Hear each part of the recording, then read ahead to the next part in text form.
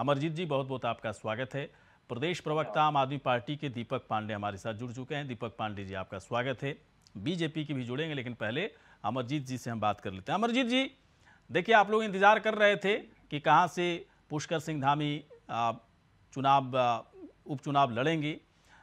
CM बन गए, लेकिन सीएम से पहले भी विधानसभा चुनाव उन्होंने लड़ा था, लेकिन वो हार गए थे। इसके बाद आप लोग आलोचना भी बाकायदा कर रहे थे कि हारे हुए उम्मीदवार को सीएम बनाया गया है, लेकिन संविधान में ऐसा कुछ भी किसी को भी बनाया जा सकता है, लेकिन 6 महीने के अंदर विधानसभा की सदस्यता ग्रहण करनी होती है। पूरी तरह से रास्ता साफ हो गया है। चंपावत में आप लोग की क्या रणनीति है, बताइए सर। अब देखिए, निश्चित रूप से चुनाव के इनको जगह दे दी गई है। चंपावत से लड़ेंगे, अच्छी बात है, जबकि उनकी इच्छा थी डीडी हाट से लड़ने की, लेकिन डीडी हाट में आपको जैसा पता है कि चौपाल जी ने उनको मौका दे दिया वहां से लड़ने के लिए, मजबूर उनको यहाँ लड़ना पड़ा।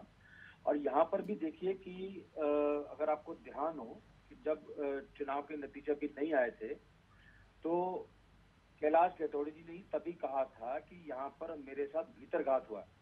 तो यानी ये कोई जगह ऐसी नहीं है, क्योंकि चिंता भारतीय जनता पार्टी को भी है कि वहां पर इनके साथ भीतरघात तब हुआ था। वो ठीक है, चलो वोट से जीत गए, लेकिन हमारे लिए कोई बहुत बड़ी चुनौती मुझे चंपावत में लगती नहीं। कांग्रेस के लिए मुझे लगता है कि ये हमारे लिए एक आसान सीट होगी। उसका कारण ये है कि यहाँ पर आप अगर देखेंगे 2017 और 2022 के बीच में 10% वोट कांग्रेस का बढ़ा है और भारतीय जनता पार्टी का यहाँ पर 10% के लगभग 11% के लगभग आप देखेंगे तो वोट घटा है। तो निश्चित रूप से लोगों को उम्मीद है कांग्रेस पार्टी से, और हमने पहले भी मुख्यमंत्री रहते हुए इनको हराने का हमने काम किया था खटीमा में, और यहाँ पर भी हम इनको कड़ी चुनौती देंगे। इनकी राह कोई आसान होने वाली नहीं है, ये आप समझ लीजिए, और भारतीय जनता पार्टी भी इस बात को बिल्कुल अच्छी तरह से समझ ली। तो मजबूत लड़ाई होगी, स्वागत है उनका, चुनाव का एक मौका और दिया है। लेकिन एक बात बताइए अमरजीत जी, चंपावत में कांग्रेस कितनी मजबूत है? जैसा कि आपने कहा कि इस बार भी हम लोग को 10% मतदान वहाँ पड़ा है, जैसा कि आप कह रहे हैं 11-12 बीजेपी को आप बता रहे हैं, लेकिन वहाँ से बीजेपी के कैंडिडेट वहाँ से जीते। मजबूत किस आधार पर है, बताइए। क्या वहाँ पर बहुत ही कद्दावर किसी बड़े कांग्रेस के नेता को पुष्कर सिंह धामी के खिलाफ उतारा जाएगा, या फिर वहाँ का जो समीकरण है वो कांग्रेस के पक्ष में, इसलिए इस तरह की बात कर रहे हैं?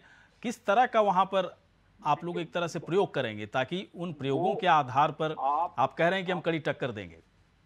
आप देखिए ना, मैंने आपको पहले भी कहा कि वहां पर जो भारतीय जनता पार्टी को अगर हम तुलना करें 2017 की, तो 62% के लगभग भारतीय जनता पार्टी को वोट पड़ा था। वो जो घट के अब लगभग 49-50% के करीब भारतीय जनता पार्टी को मिले, यानी 12%, जो मैं 10 कह रहा था, वो लगभग 12% वोट भारतीय जनता पार्टी का घटा है।